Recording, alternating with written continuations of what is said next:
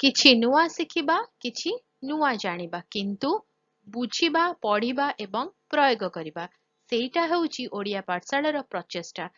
आपण मानंकु समस्तंकु स्वागत ओडिया पाठशाला को चलंतु। आजिर वीडियो रे कथा बा भारत छाड़ आंदोलन विषय रे 20 धाड़ी रे। महात्मा गांधी का द्वारा 8 अगस्त 1942 रे भारत छाड़ आंदोलन आरंभ होइथिला।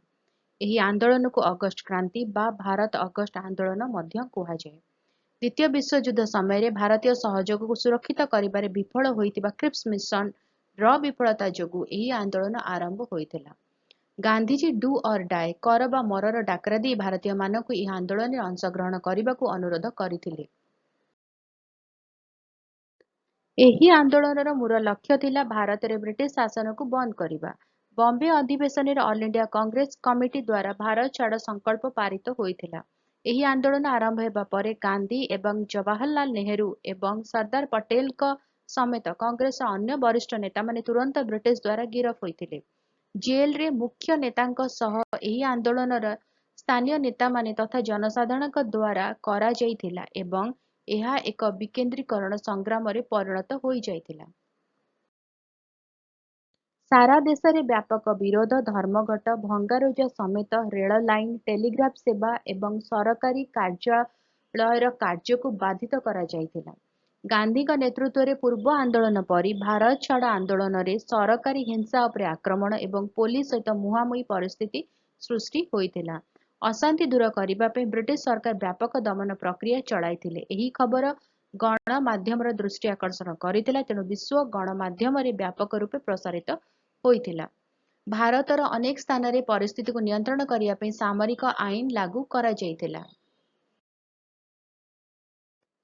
କାରାଗାରରେ ରହି ଜୟପ୍ରକାଶ ନାରାୟଣ ଏବଂ ଅରୁଣା ଆସଫ ଅଲ୍ଲୀଙ୍କ ଭଳି ନେତାମାନେ ଗୁପ୍ତ ଭାବରେ ସ୍ୱାଧୀନତା କାର୍ଯ୍ୟକଳାପକୁ ଆଗେଇ ନେଇଥିଲେ।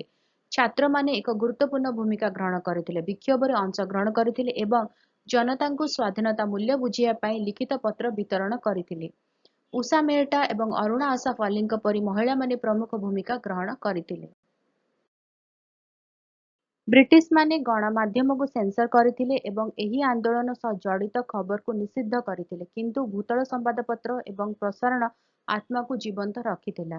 ଏହି ଆନ୍ଦୋଳନ ଶିଳ୍ପ ଏବଂ ପରିବହନ ନେଟୱାର୍କକୁ ପ୍ରଭାବିତ କରିବା ସହିତ ଆର୍ଥିକ ବାଧା ସୃଷ୍ଟି କରିଥିଲା। ବ୍ରିଟିଶ ସରକାର ଉପରେ ଚାପ ପକାଇ ଭାରତ ଛାଡ଼ ଆନ୍ଦୋଳନ ଆନ୍ତର୍ଜାତୀୟ ଦୃଷ୍ଟି ଆକର୍ଷଣ କରିଥିଲା।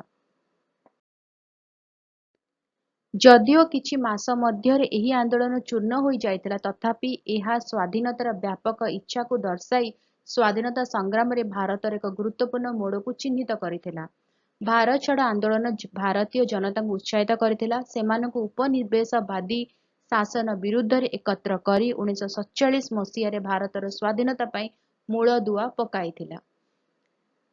वीडियोटी केमती लगे मत कमेंट करके जनइब। जदि किसी क्वेश्चंस अच्छी किसी डाउट अच्छी कमेंट रे लिखिकी दब तो आंसर करवा। और जदि भल लगे तो वीडियो को लाइक करदेव, वीडियो को सहित शेयर कर। चैनल जो मैंने वीडियो देखुं एपर्यंत सब्सक्राइब करना चैनल को प्लीज सब्सक्राइब कर बेल आइकन प्रेस कर ऑल नोटिफिकेशन को ऑन रखी था। वीडियो अपलोड नोटिफिकेशन पहुंचो, आम मिसिकी पढ़ी पारिबा, बुझी पारिबा एवं जानी पारिबा। ताहाले देखा आगामी वीडियो रे। भलरे रुह, सुस्थ रुह, मते अनुमति दियो। Bye bye.